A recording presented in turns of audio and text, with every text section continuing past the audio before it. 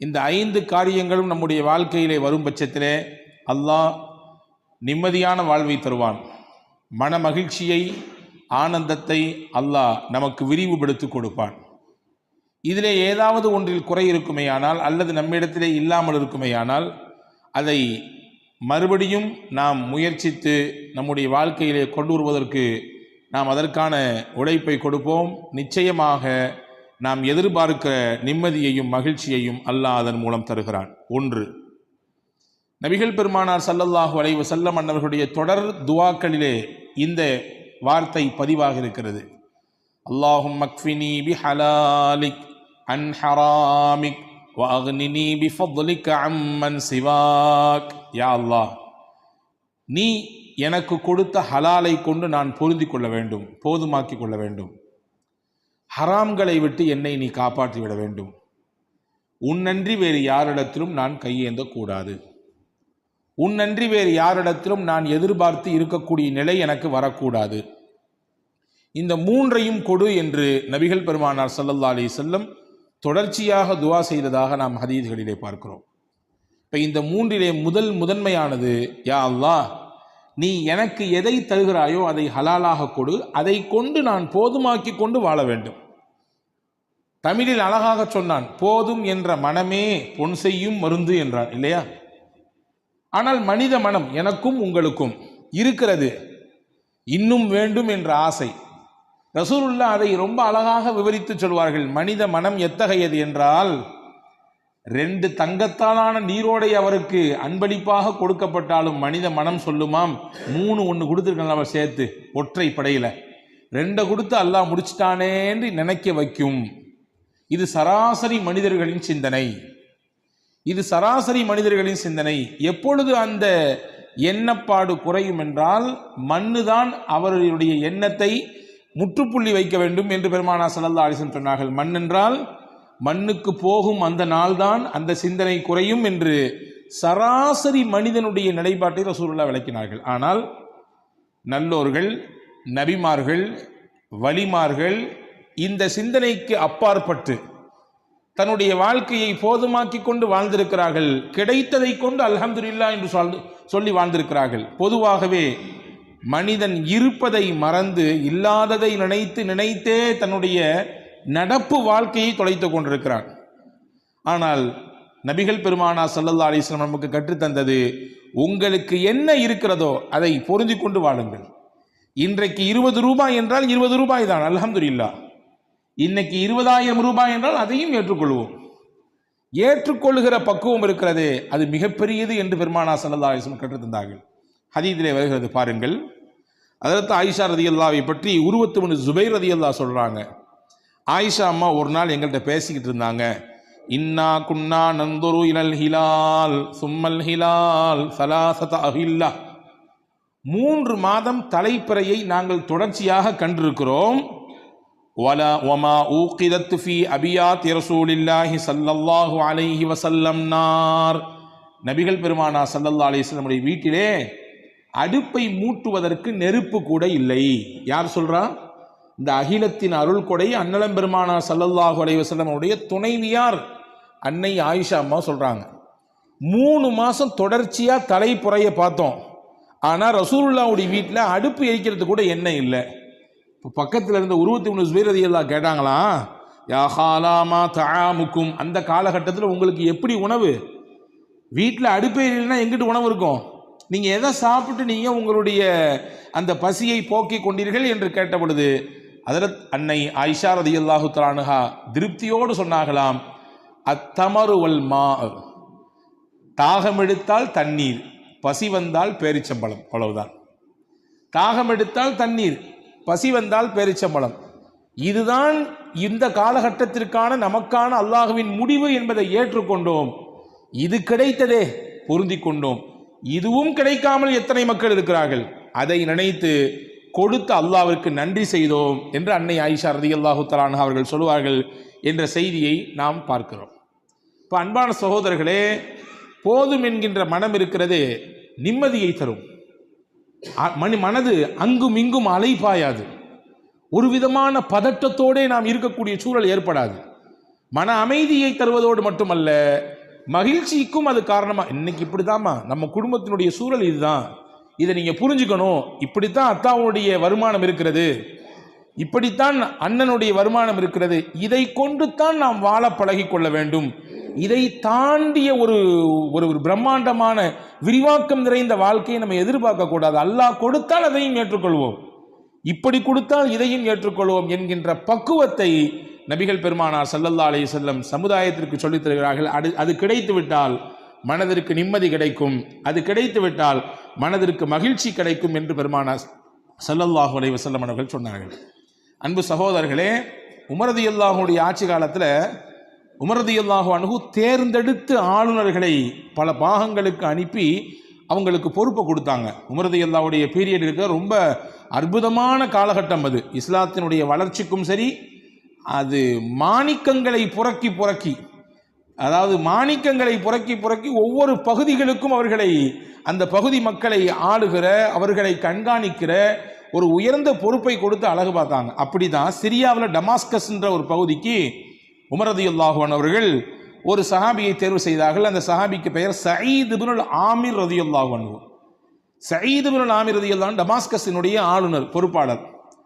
அவரை பற்றி அந்த ஊர் மக்கள் உமர் ரலியல்லாஹு வந்து ஒரு சில கம்ப்ளைண்ட் வச்சாங்க, சில குற்றச்சாட்டு வச்சாங்க. என்ன தெரியுங்களா? டெய்லி காலையில் கரெக்டாக வேலைக்கு வரமாட்டேங்கிறாரு, பொறுப்புக்கு வரமாட்டேங்கிறாரு, லேட்டாக வர்றாரு. எப்பொழுதுமே அவர் பணிக்கு வருவது நண்பகல் நேரத்தில் தான், சூரியன் உச்சி சாய்ந்ததற்கு பிறகுதான் வரவே செய்கிறார். ஒன்று.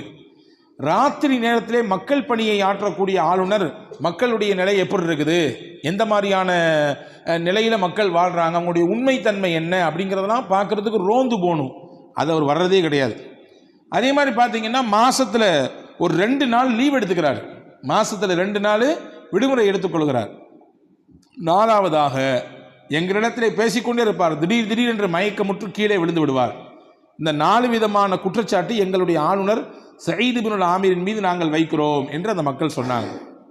உமர் ரலியல்லாஹு அன்ஹு சயீத் இப்னுல் ஆமிர் ரலியல்லாஹு கூப்பிட்டு, என்னங்க உங்கள் ஊர் பகுதி மக்கள் உங்கள் மீது இந்த 4 குற்றச்சாட்டு வச்சுருக்காங்களா, சரிதானா, ஏன் என்னன்னு கேட்டாங்க. அதில் சயீத் ரலியல்லாஹு சொன்னாங்க, 4மே உண்மைதான், ஆனால் 4க்கு பின்னாடி 4 காரணங்கள் இருக்குது, அதை நான் சொல்லக்கூடாதுன்னு நினைக்கிறேன். ஆனால் எப்போ பொது வழிக்கு பேச்சு வந்துடுச்சோ, பேச்சு வராத வரைக்கும் அதை பற்றி பேச தேவையில்லை, எப்போ பொது வழிக்கு பேசுபொருளாக ஒரு செய்தி வந்து விட்டதோ அதை தெளிவுபடுத்த வேண்டிய பொறுப்பும் கடமையும் எனக்கு இருக்கிறது.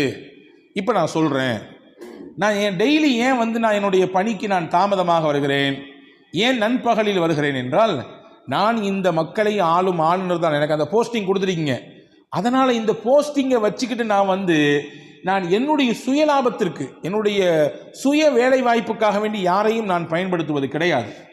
என் வீட்டில் சொல்ல போனால் பணியாட்களே கிடையாது, நான் தான், என் மனைவி தான், நாங்களே தான் எல்லா வேலையும் காலையிலிருந்து செய்ய வேண்டும். அதையெல்லாம் செய்து கொடுத்து விட்டு எல்லா பிள்ளைகளுக்கான தேவைகளை எல்லாம் முடிச்சு விட்டு எல்லாம் கிளம்பி நடையாக என்னுடைய பணி அமரத்துக்கு வருவதற்கு இவ்வளோ நேரம் ஆகுது, இதுதான் விஷயம் அப்படின்னாங்க. 2வது சொன்னாங்க, ராத்திரி நேரத்தில் ஏன் நீங்கள் ரோந்து போகிறதில்ல? சயீத் இப்னுல் ஆமிர் ரலியல்லாஹு சொன்னாங்க, பகலெல்லாம் மக்களுக்காக வேண்டி நான் கொடுக்கிறேன், ராத்திரி மட்டும்தான் மிச்சம் இருக்கிறது, என் வீட்டுக்கும் தர வேண்டும் நேரத்தை, படைத்தவனுக்கும் தர வேண்டும். படைத்தவனுக்கு முன்னால் நிம்மதியாக நின்று வணங்கி வழிபடுவதற்கு இரவை நான் ஒப்படைத்து விட்டேன். எனவே பகலெல்லாம் மக்கள் பணி, ராத்திரி மக்களை படைத்த ரப்பின் பணி, அவனுக்கு முன்னால் நிற்கக்கூடிய பணி, அதை செய்வதற்காக வேண்டித்தான் என் இரவை நான் ஒதுக்கியிருக்கிறேன். 2. 3வது சொன்னாங்க, மாதத்தில் 2 நாள் லீவ் போடுறீங்களாமே, என்ன காரியம்?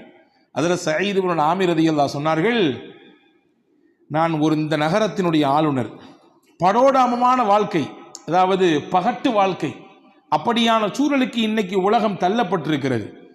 காசே இல்லைனாலும் ரொம்ப கடன் வாங்கியாவது நம்மளுடைய இந்த நிகழ்ச்சியை சிறப்பாக நடத்தி காட்டணும் அப்படின்ற மாதிரியான சிந்தனை இன்னைக்கு நிறைய பேர்ட்ட இருக்குது. ஆனால் ஒரு ஊரின், சொல்ல போனால் ஒரு நாட்டின் ஆளுநர், டமாஸ்கஸ் என்ற மிகப்பெரிய பறந்து விரிந்த அந்த பகுதிக்கான ஆளுநர் ஹஸரத் சயீத் இப்னுல் ஆமிர் ரலியல்லாஹு சொல்றாங்க, 2 நாள் விடுப்பு எதற்கு என்றால், நான் உடுத்துவதற்கு 2 நல்ல துணிகள் தான் இருக்கிறது, அந்த 2 நல்ல துணிகளை மாற்றி மாற்றி மாற்றி மாற்றி தான் நான் பயன்படுத்துவேன். இந்த 2 நாளில் தான் நான் அதை துவைத்து உலர வைத்து காய வைத்து மறுபடியும் அதை போட்டுக்கொள்வதற்கு எனக்கும் சரி என்னுடைய வீட்டினுடைய அந்த பணிகளையும் சரி செய்வதற்கு எனக்கு 2 நாட்கள் தேவைப்படுகிறது, எனவே தான் நான் விடுமுறை எடுத்துக்கொள்கிறேன் என்று சயீத் இப்னு ஆமிர் ரலியல்லாஹு சொன்னாங்க. 4வது ஏன் திடீர்னு மயக்க போறேன்னு கேட்ட பொழுது முன்னால் நடந்த ஒரு நிகழ்ச்சியை சொல்லி காட்டி என்னுடைய நண்பர் ஹுபைப் ரலியல்லாஹு அன்ஹு அவர்கள் ஷஹீதாக்கப்பட்ட பொழுது மக்காவிலே நான் அப்பொழுது இஸ்லாத்தை ஏற்றுக்கொள்ளாதவனாக இருந்தேன். அல்லாஹு தாலா அவனுடைய சத்திய இஸ்லாத்தை ஏற்றுக்கொண்டதற்காக வேண்டி ஹுபைப் ரலியல்லாஹு அன்ஹு தூக்கு மேடையிலே தூக்கி எறியப்பட்டார்கள். அவர்கள் கழுத்து நெரித்து கொல்லப்பட்டார்கள். அந்த சமயத்தில் அவங்க அந்த நேரத்திலும் கூட அல்லாவை விட்டுக் கொடுக்கவில்லை, அல்லாவின் தூதரை அவர்கள் விட்டுக் கொடுக்கவில்லை. சின்ன ஒரு வார்த்தை கூட சொல்லாமல் அதை வலியையும் வேதனையும் தாங்கிக்கினாங்க. அதை நினைச்சு பார்ப்பேன், நாமும் அந்த கூட்டத்தில் ஒரு ஆளா நின்னமே, நம்மளால ஹுபைபுக்கு எந்த ஒரு நன்மையும் செய்ய முடியலையே என்று நினைக்கும் போதெல்லாம் எனக்கு மயக்கம் வந்துடும், என்னை அறியாமல் நான் மயங்கி கீழே விழுந்துருவேன் என்று சயீத் இப்னு ஆமிர் ரலியல்லாஹு அன்ஹு 4க்கும் 4 விளக்கத்தை சொன்னவுடன் ஹஜ்ரத் உமர் ரலியல்லாஹு அன்ஹு கண்ணீரோடு ஹஜ்ரத் சயீத் இப்னு ஆமிர் ரலியல்லாஹுவை கட்டிப்பிடித்து, இப்படிப்பட்ட மகத்தான மனிதர்களால் தான் பூமி இயங்கிக் கொண்டிருக்கிறது, எவ்வளவு அதிகாரம் இருந்து எவ்வளவு பெரிய பொறுப்பில் இருந்த பொழுதும் கூட ரொம்ப அதை பயன்படுத்தி தன்னை வளர்த்து கொள்ள வேண்டும் என்ற சிந்தனை மிக்கவர்கள் அதிகம் இருக்கிற இந்த காலகட்டத்தில் அவ்வளோ பெரிய போஸ்டிங்கில் உட்கார்ந்திருக்கும் பொழுது கூட எளிமையாக தனக்கு என்ன இருக்கிறதோ அதை கொண்டு மக்கள் பணியை எவ்வாறு சிறப்பாக செய்வது என்பதன் மீது திட்டமிட்டாரே, இப்படியான உங்களை போன்ற மனிதர்களால் தான் பூமி இயங்கிக் கொண்டிருக்கிறது, வானம் இடிந்து கீழே விழுந்து விடாமல் தடுக்கப்பட்டிருக்கிறது என்று ஹஜ்ரத் உமர் ரலியல்லாஹு அன்ஹு சயீத் இப்னு ஆமிர் ரலியல்லாஹுவை பாராட்டினார்கள் என்பதாக நாம் பார்க்கிறோம். ஆக மன நிம்மதியையும் மகிழ்ச்சியையும் நிறைவாக நம் வாழ்க்கையில் நாம் பெற வேண்டும் என்றால் நம்மிடத்தில் இருக்க வேண்டிய முதல் அம்சம் எது இருக்கிறதோ அதை கொண்டு போதுமாக்கி கொண்டு வாழக்கூடிய அந்த பக்குவத்தை பெற்றுக்கொள்ள வேண்டும். அதை பெறுவதற்கு முக்கியமான வழி என்னவென்றால் ரசூலுல்லாஹ் சொல்லி கொடுத்த அந்த துவா, அல்லாஹும்ம அக்ஃபினி பிஹலாலிக் அன் ஹராமிக் வஅக்னினி பிஃபத்லிக அம்மன் சிவாக். இந்த துவாவை நாம் திரும்ப திரும்ப ஓதுகிற பொழுது அந்த போதும் என்கின்ற மனதை அல்லாஹ் நமக்கு நிறைவாக தருகிறான். 1. 2வது, மன நிம்மதியையும் மகிழ்ச்சியையும் பெறுவதற்கு 2வது வழி தமிழில் சொல்லுவோம் அல்லவா, மறப்போம் மன்னிப்போம். ஆனால் எனக்கு மன்னிப்பு இந்த லாங்குவேஜிலே பிடிக்காத வார்த்தை அப்படின்னு நிறைய பேர் பேசிட்டு இருக்கிறான். அதுவெல்லாம் தப்பு. உலகத்திலே வலிமையான மனிதர்கள் யார்? யார் வலிமையான மனிதர்கள்?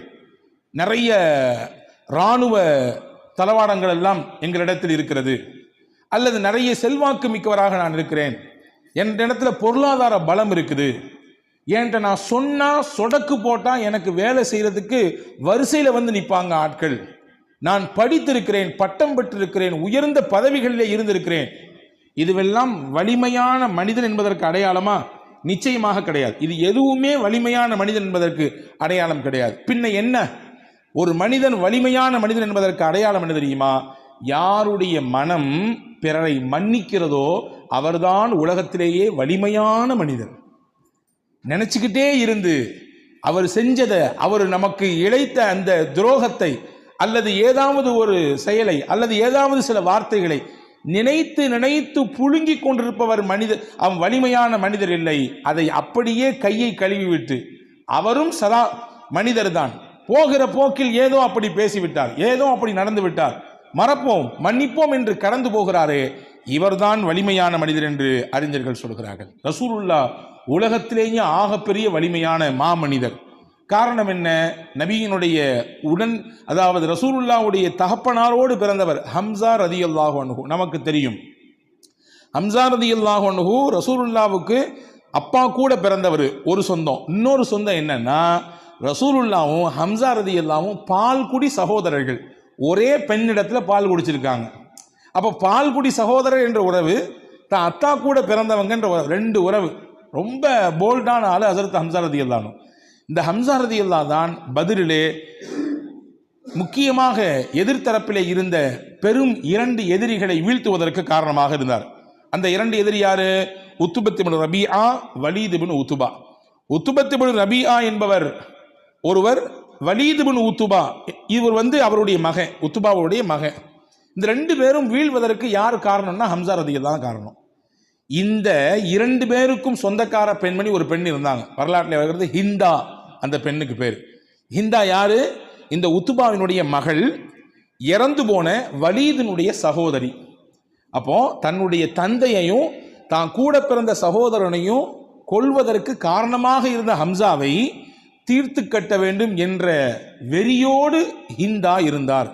எந்த அளவுக்கு வெறி என்றால் வரலாற்றில் எழுதுகிறார்கள், அந்த ஹம்சாவை கொல்லும் வரை நான் தலைவாரி கொள்ள மாட்டேன், என் கணவனோடு படுக்கையை பகிர்ந்து கொள்ள மாட்டேன் என்று வைராக்கியத்தோடு தீராத வெறியோடு இருந்தாள்.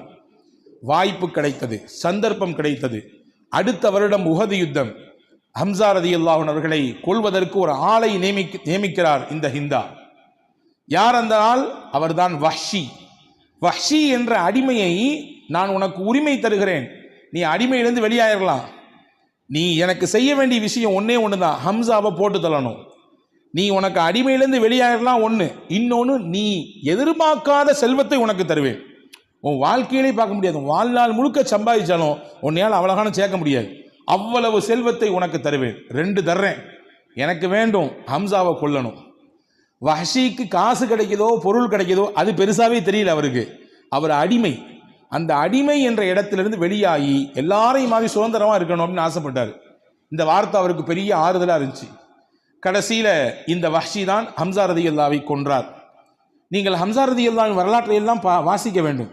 அதாவது இஸ்லாமியர்களாகிய நாம் நமக்கு இருக்கக்கூடிய அந்த வீர வரலாறு, நமக்கு இருக்கக்கூடிய ஆறுதல் தரக்கூடிய வரலாறு எவ்வளவு நமக்கு புண்பட்ட இதயத்திற்கு மருந்து போடுகிறது தெரியுமா? உலகத்தில் முஸ்லிம்களுக்கு இருப்பதை போன்று உண்டான மகத்தான வரலாறு வேறு எந்த சமுதாயத்தும் கிடையாது. எல்லாத்துக்குமே நமக்கு ஒரு முன்மாதிரி இருக்குது. அதிலிருந்து எடுத்து நம்முடைய வாழ்க்கைக்கான பாடத்தை, நம்முடைய கஷ்டத்திற்கான தீர்வை அங்கிருந்தே பெற்றுக்கொள்ளலாம். ஹம்சா ரலியல்லாஹு கொல்லப்பட்டார்கள். எந்த அளவுக்கு என்றால் அவர்களுடைய வயிறு கிழிக்கப்பட்டது, அவருடைய ஈரக்குலைகள் எடுத்து கடித்து மென்று ஹிந்தா துப்பி எறிந்தாள். அந்த அளவுக்கு வெறி. தான் தகப்பனாரையும் சகோதரனையும் கொன்ன ஹம்சா ரலியல்லாஹு பழிதீர்த்து கொண்டாள் ஹிந்தா. இது முந்திய வரலாறு. அப்படி பேக்ல வாங்க, ஒரு 10 வருஷத்துக்கு பின்னாடி, 10 வருஷம் கூட கிடையாது, ஒரு 6 வருஷத்துக்கு பின்னாடி அந்த அம்மாவுக்கு மனமாற்றம் ஏற்படுது. ரசூலுல்லாவுக்கு பெரிய வலி. ஹம்சாவினுடைய அந்த இறப்பை பார்த்து, அவருடைய உடல் சிதைந்து கிடக்கக்கூடிய அந்த காட்சியை பார்த்து ரசூலுல்லாவை ஒரு கட்டம் ஆடி போய் விட்டார்கள், கண் கலங்கி விட்டார்கள். இப்படியான ஒரு வெறி செயல், என்ன ஒரு குரூர சிந்தனை, கொடூர சிந்தனை இது. இப்படி உடலை சிதைத்து சின்னாபின்னப்படுத்திருக்காங்களே சொல்லி ரசூலுல்லாவே அப்படியே கலங்கி போன தருணம் அது. 6 வருஷம் கழித்து ஹிந்தாவுக்கு மனமாற்றம் ஏற்பட்டது. ஏற்பட்டு தன்னுடைய கணவர் அபூ சுஃபியான் இஸ்லாத்தை ஏற்றுக்கிட்டாரு. நானும் இஸ்லாத்தை ஏற்றுக்கணும்னு ஆசைப்படுறேன், ஆனால் நீங்கள் என் கூட வாங்க, நீங்கள் தான் முஸ்லீம் ஆகிட்டீங்களா, இப்போ முகமதை போய் சந்திப்போம், ரசூலுல்லாவை சந்தித்து நானும் அவங்கள சந்தித்து இஸ்லாத்தை ஏற்றுக்கணும் என்று சொன்ன பொழுது அபூ சுஃபியான் நான் வரமாட்டேன்ட்டார். நீ பண்ண செயல் அவ்வளவு கொடூரமானது, எனக்கே பொறுத்துக்கல. அவர் கூட இருந்த ஹம்சாவை இப்படி கொன்றாயே, அவருடைய மனம் எவ்வளவு நொந்திருக்கும் என்று அபூ சுஃபியான் சொன்னார். கடைசியில் ஹிந்தா அந்த பெண்மணிக்கு மனசே கேட்கல, உஸ்மான் ரலியல்லாஹு பிடித்தார். அதே போன்று தன்னுடைய சகோதரர் இன்னொருவர் இருந்தார், அபூ ஹுதைஃபத் இப்னு உத்பா, அவரையும் பிடிச்சார். நீங்கள் 2 பேர் தான் ரெக்கமெண்ட் பண்ணணும், கூட்டு போங்க, முகமது ஸல்லல்லாஹு அலைஹி வஸல்லம் கூட்டு போங்க. கூட்டு போனார்கள். முகமது நபி ஸல்லல்லாஹு அலைஹி வஸல்லம் கருணையே உருவான ஹாத்தமுன் நபி அவர்கள் அந்த பெண்மணியை ஏற்றுக்கொண்டார்கள், அவர்களிடத்திலே பையத் செய்தார்கள். அவர்கள் செய்த அந்த குற்றங்களை அல்லாஹ் மன்னித்து விடுவான், உங்களுக்காக வேண்டி வல்ல அல்லாஹ்விடத்திலே நான் பிழை பொறுக்க தேடுகிறேன் என்று சொன்னார்கள். இஸ்லாமிய வரலாற்றிலே அற்புதமான ஒரு நிகழ்ச்சி நடந்தது. ரசூலுல்லாவின் சிறிய தகப்பனார் ஹம்சாவை கொல்லுவதற்கு காரணமான ஹிந்து பின் உத்துபா இஸ்லாத்தை நபிகளின் கரத்திற்கு முன்னாலேயே ஏற்றுக்கொள்கிறார். அன்பு சகோதரர்களே, சராசரி மனிதராக இருந்து நாம் இதை பார்ப்போம். யாருக்காவது மனசு பொறுக்குமா? ஒன்றும் இல்லைங்க. ஒரு 4 பேர்த்துக்கு முன்னாடி வச்சு நம்மளை ஒருத்தர் பேசிட்டாரு, அவமானப்படுத்திட்டாரு, மனசை காயப்படுத்திட்டாரு, சந்தர்ப்பத்தை தேடிக்கிட்டே இருப்போம். கிடைச்சா அவரை 4 பேர்த்துக்கு இல்லை 40 பேருக்கு முன்னாடி வச்சு பழி வாங்கணும், திருப்பி பேசணும். அவர் வீசிய அந்த வார்த்தைகளின் கணை எவ்வளவு பெரிய தாக்கத்தை நமக்கு ஏற்படுத்திச்சோ அதை விட முடிந்தால் 4 மடங்கு திருப்பி கொடுக்க வேண்டும் என்று நினைப்பதுதான் மனித இயல்பு. ஆனால் இதை கடந்து முஹம்மது ஸல்லல்லாஹு அலைஹி வஸல்லம் தனக்கு உயிருக்கும் உயிரான ரொம்ப நெருக்கமான ஹம்சாவை கொண்ட காரணமாக இருந்த ஹிந்தாவை மன்னித்தார்கள் என்றால், எனவேதான் நான் சொன்னேன், உலகத்திலேயே ஆகப்பெரிய வலிமை மிக்க மனிதர் யார் என்றால், பிறருடைய தவறை குற்றத்தை மன்னிக்கிற மனப்பான்மை யாருக்கு இருக்கிறதோ அவர்தான் உலகத்திலேயே வலிமை மிக்க மனிதர். அவர்தான் உலகத்திலேயே ஆற்றல் மிக்க மனிதர். ரசூலுல்லாஹ் ஆற்றல் மிக்க மனிதராக இருந்தாங்க. இப்போ மகிழ்ச்சி கிடைக்கணும், நிம்மதி கிடைக்கணும்னா மன்னிக்கணும். காலத்துக்கு மன்னிக்க மாட்டேன், இறந்து போனாலும் தீதாரை பார்க்க கூட நீ வரக்கூடாது பார்த்துக்கோ என்று சொல்லுபவர் தான் இன்று நம்மிலே பலர் உண்டு. உறவுகளுக்கு இடையிலே எவ்வளவு விரிசல், அண்ணன் தம்பிகளுக்கு இடையிலே எவ்வளவு விரிசல், சொந்தங்களுக்கு இடையிலே எவ்வளவு விரிசல், பகை, வன்மம். அந்த வன்மமும் பகையையும் உள்ளத்தில் வைத்து எதை தான் சம்பாதிக்க போகிறோம் நாம், எதை தான் கொண்டு போக போகிறோம் நாம். வன்மத்தோடே நாம் இறந்து விட்டால், அன்பர்களே இந்த வார்த்தையை நீங்கள் கவனியுங்கள், வன்மத்தோடும் வெறுப்போடும் இறந்து விட்டால் நம் மீது யார் கோபத்தோடு இருக்கிறாரோ அவர் நமக்காக வேண்டி கையேந்துவாரா? நம்முடைய இழப்பை நினைத்து அவர் வருந்துவாரா? போய் தொலையட்டும் முசீபத்து, இத்தனை காலம் எவ்வளவு கொரூரம், எவ்வளவு வன்மத்தோடு இருந்தா மனுஷன், செத்து தொலையட்டும் என்று அவர் சொல்லிவிட்டார். நம்முடைய மறுமையை அது கெடுப்பதற்கு அது காரணமாகிவிட்டால். எனவே அன்பர்களே, உலகத்தில் மகிழ்ச்சியை தேடினால், நிம்மதியை வேண்டும் என்று ஆசைத்தால் மறங்கள், மன்னியுங்கள், மன்னியுங்கள், மறந்து போங்கள், கடந்து போங்கள். இதைவிட மிகச் சிறப்பானதை அல்லாஹ் உங்களுக்கு தருவான் என்று மார்க்கம் அழகாக சொல்லித் தருகிறது. இது 2வது வழி. 3வது வழி, அல்லாஹ் நமக்கு என்ன தலைவிதின்னு எழுதியிருக்கிறானோ அதை ஏற்றுக்கணும். கலா கதிரை நம்பியவர்கள் நாம் இல்லையா? கலா கதிரை நம்பி இருக்கிறோம், அல்லாஹ்வின் மீது முழுமையாக சார்ந்து இருக்கிறோம். என்ன நடந்தாலும் உன்னை நான் விடமாட்டேன் என்று அல்லாஹ்வை இறுகமாக பற்றி பிடித்துக் கொள்ள வேண்டும். ரசூலுல்லாஹ் சொன்னார்கள், லவ் அன்னக்கும் ததவக்கலூன அலல்லாஹி ஹக்க தவக்குலிஹி லருஸிக்தும் கமா துர்ஸகுத் தைரு தகுது ஹிபாசன் வ தரூஹு பிதானா. நீங்கள் முழுமையாக அல்லாஹ்வை சார்ந்திருந்தால், அல்லாஹ்வை சார்ந்திருந்தால் என்றால் நம்ம தப்பா புரிஞ்சிக்க கூடாது. கஷ்டத்தில் மட்டும் அல்லாஹ் அல்லான்னு கூப்பிடுறது, ஏதாவது சிரமம்னா அல்லாஹ் அல்லான்னு வணங்குறது, வேக வேகமாக குனிஞ்சு எஞ்சிக்கிறது, அப்போ மட்டும் கண்ணீர் வருது, அப்படி இல்லை. எல்லா காலகட்டத்திலும் கஷ்டம், நஷ்டம், சந்தோஷம், மகிழ்ச்சி, வாழ்க்கை ரொட்டீனா அப்படியே சுற்றிக்கிட்டே வரும். கஷ்டம் வரும், சந்தோஷம் வரும், மகிழ்ச்சி வரும், நெருக்கடி வரும், கவலை வரும், இழப்பு வரும், எல்லாம் சுற்றி சுற்றி வரும். எல்லா சுத்தின் சமயத்திலும் என்னை படைத்தவன் மீது நான் நம்பிக்கையோடு இருக்கிறேன், என்னை அவன் கைவிட மாட்டான் என்ற நம்பிக்கை. அந்த நம்பிக்கையில் நீங்கள் வாழ்ந்தீங்கன்னா எப்படி அல்லாஹு தாலா பறவைகளை பார்த்து கொள்கிறானோ அந்த மாதிரி உங்களையும் பார்த்துக்குவான். பறவைகளை எப்படி பார்க்கிறான்? அது விரும்பியா கூட்டை விட்டு வெளியே போகிறது. இங்கே போனால் நைட்டு சாப்பாடு கிடைக்கும், இங்கே போனால் மதியம் லஞ்சு கிடைக்கும், இங்கே போனால் காலையில் சாப்பாடு கிடைக்கும், இல்லை, வெறும் வயிற்றோடு போகுது. படைச்சவனுக்கு தெரியும் தர்றதுக்கு, அப்படி போகுது. திரும்பி கூட்டுக்கு வரும் பொழுது வயிறார சாப்பிட்டுட்டு வயிறு நிரம்ப வருது. இந்த மாதிரி அல்லாஹ் உங்களை வைப்பான்னு நாங்கள் ஸல்லல்லாஹு அலைஹி வஸல்லம். அப்போ கதிரை நம்ப வேண்டும், நமக்கான தலைவிதி என்னவோ அதை நம்ப வேண்டும். ரசூலுல்லாஹ் அழகாக கற்றுக் கொடுத்த ஒரு துவா, அல்லாஹும்ம லா மானி லிமா அதைத் வலா முஅத்தி லிமா மனஅத். எவ்வளவு அற்புதமான வார்த்தை தெரியுமா இது? ரசூலுல்லாஹ் ஓதுன துவா. இறைவா, நீ கொடுத்ததை யாராலும் தடுக்கவே முடியாது. நீ கொடுக்க வேண்டும் என்று நாடிவிட்டால் உலகமே சேர்ந்தாலும் அதை தடுக்கவே முடியாது. ஆனால் நீ கொடுக்க கூடாதுன்னு நினைச்சிட்டா ஊர் இல்லை உலகமே சேர்ந்து தந்தாலும் தர முடியாது. எல்லாம் உன் கையில் இருக்கிறது. எனவே எங்களுக்கு நல்லதைத்தா என்று பெருமானார் ஸல்லல்லாஹு அலைஹி வஸல்லம் அழகாக கற்றுத் தந்தார்கள். கதிரை நம்ப வேண்டும், மனம் தளர்ந்து விடக்கூடாது. ஹதீஸிலே வருகிறது, ஒரு மனிதருக்கு அல்லாஹ் சொர்க்கத்திலே ஒரு பிரம்மாண்டமான மாளிகை கட்டும். நாம் என்ன வீடு கட்டுகிறோம், இதை விட 100 மடங்கு இல்ல, லட்சம் மடங்கு இல்ல, கோடி, அதை விட தாண்டி பிரம்மாண்டமான வீட்டை அல்லாஹ் கட்டி வைப்பான். அதனுடைய பேரழகை பார்த்து அங்கும் இங்கும் சொர்க்கவாதிகளே மதிமயங்கி போவார்கள். யாருக்குரிய வீடு இது, இவ்வளவு பிரம்மாண்டமா இருக்குது, எவ்வளவு பேரழகு என்று சொர்க்கவாதிகளே மயங்கி போவார்கள்.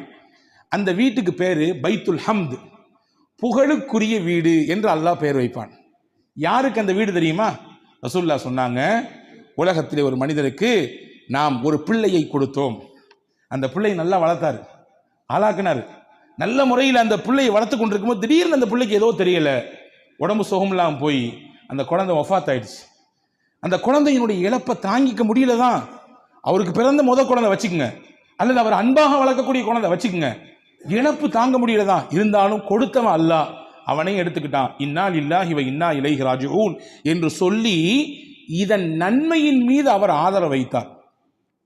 இந்த ரூஹை கைப்பற்றிட்டு போகக்கூடிய மலக்குகிட்ட அல்லாஹ் கேட்பானா, என்னுடைய அடியானுடைய ஈரக்குலையை பறிச்சுட்டு வந்துட்டீங்களா? ஆமையா அல்லாஹ். என்னுடைய அடியானுடைய அன்புக்குரிய பிள்ளையை பறிச்சுட்டு வந்துட்டீங்களா? ஆமையா அல்லாஹ். என் அடியான் என்ன சொன்னான்? யா அல்லாஹ் இன்னா லில்லாஹி வ இன்னா இலைஹி ராஜிஊன். இறைவா, நாங்கள் எல்லோரும் அல்லாஹ்விற்குரியவர்கள், உன் பக்கம்தான் மீண்டு வரக்கூடியவர்கள். நீ என்ன நினைத்தாலும் எங்களை நீ பயன்படுத்திக் கொள்ளலாம், எப்படியும் பயன்படுத்தலாம். இப்படி சொன்னான்ல, அப்படியா சொன்னா? அவ்வளவு சோகத்திலையும் அவ்வளவு இழப்புலையும் அவ்வளவு வழியிலையும் என்னை புகழ்ந்தானா? கெட்டுங்க அவனுக்காண்டி ஒரு வீட்டை, பிரம்மாண்டமா கெட்டுங்க, அந்த வீட்டுக்கு பேர் வைங்க பைத்துல் ஹம்து, புகழுக்குரிய வீடு. அந்த சோதனையில என்னை புகழ்ந்தானல்ல, என்னை மறக்கலல்ல, அவ்வளவு நெருக்கடியில என்னை புகழ்ந்தானல்ல, அதற்காக வேண்டி அவனுக்கு புகழுக்குரிய வீட்டை கட்டுங்கள் என்று நபிகள் நாயகம் ரசூலுல்லாஹி ஸல்லல்லாஹு அலைஹி வஸல்லம் அல்லாஹ் சொல்வதாக சொன்னார்கள். கதிரை நம்ப வேண்டும், நம்பினால் அல்லாஹ் மகிழ்ச்சியை தருவான். நமக்கான தலைவீதி தான் என்பதை ஏற்றுக்கொள்வோமையானால் அல்லாஹ் மகிழ்ச்சியை மட்டுமல்ல நிம்மதியையும் கொண்டு வந்து சேர்ப்பான். அதே போன்று 4வது வழி, உலகத்திலே எந்த நிகழ்ச்சி நடந்தாலும், நம் வாழ்க்கையில் எப்படிப்பட்ட நிகழ்வுகள் ஏற்பட்டாலும் நேர்மறையாக பார்ப்பதற்கு கற்றுக்கொள்ள வேண்டும். எதிர்மறையாக எதையும் பார்க்கக்கூடாது. நேர்மறை சிந்தனை, பாசிட்டிவ் திங்ஸ் சொல்றாங்கல்ல, நெகட்டிவ் திங்ஸ், இதுல எது வேண்டும்? மனித மகிழ்ச்சிக்கு பாசிட்டிவாக எதையும் பார்க்க வேண்டும், நேர்மறையாக பார்க்க வேண்டும். ரசூலுல்லாஹி ஸல்லல்லாஹு அலைஹி வஸல்லம் கடுமையான வலியோடும் வேதனையோடும் பதட்டத்தோடும் ஹிரா குகையிலேருந்து ஓடி வந்தாங்க. என்னைய போத்துங்க, நான் எனக்கு ரொம்ப பதட்டமா இருக்கு அப்படின்னு சொல்லி. ஹஜ்ரத் அன்னைய கதீஜா அம்மா என்ன சொன்னாங்க? வரலாறு சொல்லுகிறது, உங்களை யார் அங்கே போக சொன்னா? ராத்திரியில் தன்னந்தனியா, அதுவும் அவ்வளவு தூரத்தில் பெரிய மலை உச்சியில் தனியாக போய் அங்கே இதெல்லாம் பேசவே இல்லை. கதீஜா அம்மா என்ன சொன்னாங்க? அவங்களுடைய பார்வையை பாருங்க, அவங்களுடைய தாட் எப்படி இருந்துச்சு? கல்லாலா யுஹ்ஸீகல்லாஹு அபதா, நபியே நாயகமே நீங்க பயப்படாதீங்க, கவலைப்படாதீங்க, கலங்காதீங்க, பதற்றப்படாதீங்க, அல்லாஹ் உங்களை ஒரு காலமும் கைவிடவே மாட்டான். நீங்க எப்படிப்பட்ட ஆள் தெரியுமா? உங்களுடைய எவ்வளவு நல்ல பழக்கம் எனக்கு தெரியுமா? இன்னக லதஸிலுர் ரஹிம, சொந்தத்தை நீங்கள் அரவணைக்கிறீர்கள், விருந்தினர்களுக்கு உபசாரம் செய்கிறீர்கள், இல்லாதவர்களுக்கு கொடுக்கிறீர்கள், கஷ்டப்படுறவங்களுக்கு அந்த கஷ்டத்தை நீங்க உங்க தோல்ல வாங்கி போட்டு சுமக்கிறீங்க. இவ்வளவு நல்ல பண்பு உங்கள்கிட்ட இருக்கும் பொழுது அல்லாஹ் உங்களை கைவிடுவானா? ஏன் நீங்க பதட்டப்படுறீங்க? ஏன் நீங்க இப்படி குளிர்ந்து ஜுரம் இருக்குன்னு நடுங்குறீங்க? அல்லாஹ் உங்களை ஒரு பொழுதும் கைவிட மாட்டான், கவலைப்படாதீங்க என்று பாசிட்டிவாக பேசி அவர்களுக்கு ஆதரவை கொடுத்து அதற்கடுத்து கூட்டிக் கொண்டு போனார்கள் வரக்கத்து இப்னு நௌஃபல் என்று சொல்லக்கூடிய வேத அறிஞரிடத்தில். இங்கே செய்தி நமக்கு என்னன்னா, பாசிட்டிவ் திங்கிங், எதையுமே நேர்மறையாக பார்க்கக்கூடிய பழக்கம் இருக்கிறது, நிம்மதியை தரும். இது நடந்தா இப்படி நடந்திருக்குமோ, அது ஆனதுனால தான் அப்படி நடந்திருக்குமோ. ஹஜ்ரத் ரசூலுல்லாஹ் சொல்றாங்க, ஒரு ஹதீஸ் வந்திருக்கிறது, உங்களுக்கு என்ன விரும்புகிறதோ அதை நீங்கள் செய்யுங்கள், செய்யும் பொழுது அல்லாஹ்விடத்திலே உதவி தேடுங்கள். ஒயின் அசாபக ஷையுன் ஃபலா தகுல் லவ் அன்னி ஃபஅல்து கதா கான வகதா, ஏதாவது உங்களுக்கு இடர் ஏற்பட்டு விட்டால், ஏதாவது உங்களுக்கு நினைச்ச மாதிரி நடக்கல, அல்லது இவ்வளவு எதிர்பார்த்தீங்க ஆனா அவ்வளவு கிடைக்கல, குறைஞ்சது மட்டும் இல்லை நஷ்டப்பட்டு போனீங்க, நான் அப்படி செஞ்சிருந்தா இப்படி ஆயிருக்கும், நான் இப்படி செஞ்சிருந்தா அப்படி ஆயிருக்கும், நான் சொல்ற மாதிரி நீங்க யாரு கேட்கிறா, நான் சொல்றதை கேளுங்க எல்லாம் கரெக்டா இருக்கும், அப்படிலாம் சொல்லாதீங்க. இது எல்லாமே ஷைத்தானுடைய வார்த்தை. நாங்கள் சொல்லலாம், இது எல்லாமே ஷைத்தானுடைய வார்த்தை. சொல்லிட்டு சொன்னாங்க, எது நடந்தாலும் இப்படி சொல்லுங்கள், கத்தரல்லாஹு மா ஷாஅ ஃபஅல, அல்லாஹ் நாடியது நடந்திருக்கிறது, அவ்வளவுதான், முடிஞ்சு. இதான் கதிரு, இதான் தலைவிதி, அது நடந்திருக்குது அப்படின்னு சொல்லி கடந்து போயிருங்க நாங்க ஸல்லல்லாஹு அலைஹி வஸல்லம். அப்போ மகிழ்ச்சியை பெறுவதற்கு 4வது வழி நேர்மறையாக பார்க்க வேண்டும் இல்லையா? 5வது மகிழ்ச்சியோடும் அதே போன்று மன நிம்மதியோடும் வாழ்வதற்கு 5வது முக்கியமான வழி, பிறருக்கு நாம் மகிழ்ச்சியை கொடுப்பதற்கு முக்கியத்துவம் கொடுக்க வேண்டும். நாம எப்படி சந்தோஷமா இருக்கணும்னு ஆசைப்படுறோமோ அந்த மாதிரி பிறரை சந்தோஷப்படுத்துறதுக்கு நம்முடைய வாழ்க்கையில கொஞ்சம் நேரங்களை ஒதுக்கிக்கணும். ரசூலுல்லாஹி சஹாபாக்கள் கேட்டாங்க, யா ரசூலல்லாஹ், நாங்கள் செய்யும் செயலிலேயே சிறந்த செயல் எதுன்னு கேட்டாங்க. ரசூலுல்லாஹ் சொன்னாங்க, தொழுக, நோன்பு அல்லது தஹஜ்ஜத்து, இதெல்லாம் ஓகே, இதெல்லாம் சிறப்பான செயல் தான், மாற்றுக்கிறதே கிடையாது. ரசூலுல்லாஹ் சொன்னாங்க, ஒரு முஸ்லீம் செய்யும் செயலிலேயே சிறந்த செயல் எது தெரியுமா? ஒரு மனிதனுடைய உள்ளத்திலே மகிழ்ச்சி ஏற்படுத்துறது காரணமா இருக்கிறது. ஒருத்தனை சந்தோஷப்படுறதுக்கு அவர் காரணமா இருப்பார். அவர் வார்த்தையோ அல்லது அவருடைய செயலோ அல்லது அவருடைய கொடுக்கல் வாங்கலோ பிறருக்கு சந்தோஷத்தை தரும். அதுதான் சிறப்பான செயல் என்று பெருமானார் ஸல்லல்லாஹு அலைஹி வஸல்லம் சொன்னார்கள். ஹதீஸிலே வந்திருக்கிறது, பெருமக்களே நீங்கள் கேளுங்கள் கண்டிப்பாக இதை. மறுமை, ஒருவன் இறந்து போய்விட்டால் அவரை கொண்டு போய் மண்ணறையிலே அடக்கி விடுகிறோம் இல்லையா? மண்ணறை என்பது தனிமையின் வீடு, அங்கே துணைக்கு யாரும் கிடையாது. நமக்கு பக்கத்திலே ஆள் இருக்கும், கூப்பிட்டால் நம் குரலை கேட்டு ஓடுவதற்கு உதவி செய்வதற்கு எக்கச்சக்கம் உலகத்தில் உண்டு. ஆனால் மன்னரை தனிமையின் வீடு. ஆனால் உலகத்தில் யாரு அடுத்தவங்களை சந்தோஷப்படுத்தினாங்களோ அது அவர் கொடுத்த ₹1 இருக்கலாம், அல்லது ஒருவேளை சாப்பாடா இருக்கலாம், அல்லது அவர் கஷ்ட காலத்தில் செய்த ஒரு உதவியா இருக்கலாம், வச்சுக்கங்க, அவர் கொடுத்த ஏதோ ஒரு ஆலோசனையா இருக்கலாம், அல்லது அவர் கொடுத்த ஏதோ ஒரு சின்ன வழிகாட்டுதலா இருக்கலாம். அதனால அவருக்கு நல்ல வேலைங்க. அந்த இடத்துல அந்த சந்தில் ஒருத்தர் இருந்தார், ஒரு பாய். அவர்கிட்ட கேட்டேன், அவர் தான் கரெக்டாக வழிகாட்டினார். அவர் மட்டும் அங்கே இல்லைன்னு வச்சுங்களேன், வேற எங்கேயோ மாறி போயிருப்பேன். இது ஒரு சந்தோஷம், இது ஒரு மகிழ்ச்சிக்கான காரணம். இப்படி ஏதோ ஒரு காரணத்திலே மனிதருக்கு மகிழ்ச்சியை கொடுத்தார். ரசூலுல்லாஹ் சொன்னாங்க, இந்த மகிழ்ச்சியை அல்லாஹ் நாளைக்கு என்ன செய்வான் தெரியுமா? இவர் இறந்த பின்னாடி இதற்கு உருவம் கொடுப்பான். உருவம் கொடுத்து கபருக்கு பக்கத்தில் கொண்டு போய் வச்சிருவான். அது சொல்லுமா, பயப்படாத, நீ ஒன்றும் கலங்காத, பதட்டப்படாத, தனிமையில் இருக்குன்னு நினைச்சு நீ வந்து பதட்டப்படாத, உன் கூட நான் இருக்கேன் துணைக்கு. ஏன்னா நீ உலகத்தில் வாழும் பொழுது எத்தனை பேரை சந்தோஷப்படுத்தின, எத்தனை பேரை மகிழ்ச்சிப்படுத்தின, உன்னுடைய பொருளாதாரத்தை கொண்டு எத்தனை பேர் மகிழ்ச்சியா இருந்தாங்க, உன்னுடைய உதவியை கொண்டு எத்தனை பேர் ஆனந்தப்பட்டார்கள். எனவே உன்னை திடுக்கத்தில் ஆழ்த்த மாட்டான் அல்லாஹ். நீ செய்த மகிழ்ச்சி, நீ கொடுத்த மகிழ்ச்சியை எல்லாம் உருவப்படுத்தி என்னை உனக்கு பக்கத்தில் வைத்து விட்டான். உனக்கு நிம்மதிதான், சந்தோஷம்தான் என்று அது அல்லாஹ் நம்மை பார்த்து சொல்லும் என்று பெருமானார் ஸல்லல்லாஹு அலைஹி வஸல்லம் சொன்னார். எனவே அன்புக்குரியவர்களே, உலகத்திலே மகிழ்ச்சியாக வாழ வேண்டும் என்றால் பிறருக்கு மகிழ்ச்சியை கொடுக்க வேண்டும். தமிழிலே அழகாக சொல்லி வைத்தான், மகிழ்வித்து மகிழ். பிறரை மகிழ்ச்சிப்படுத்தி பார்த்து அதை பார்த்து நீங்க சந்தோஷம் அடைங்க. ஏன்னா உலகத்திலேயே சிறந்த செயல் அடுத்தவர்களை சந்தோஷப்படுத்துவது என்பதாக பெருமானார் ஸல்லல்லாஹு அலைஹி வஸல்லம். ஆக இந்த 5 காரியங்களும் மன நிம்மதியை பெற்றுத் தருவதோடு மட்டுமல்ல, மகிழ்ச்சிகரமான வாழ்க்கைக்கு காரணமாக இது அமைகிறது. வல்ல அல்லாஹ் நம்முடைய வாழ்க்கையிலே இதை பின்பற்றி நிம்மதியோடும் மகிழ்ச்சியோடும் ஆனந்தத்தோடும் வாழக்கூடிய நல்ல பாக்கியத்தை உங்களுக்கும் எனக்கும் எல்லா மக்களுக்கும் அல்லாஹ் வழங்குவானாக. ஆமீன்.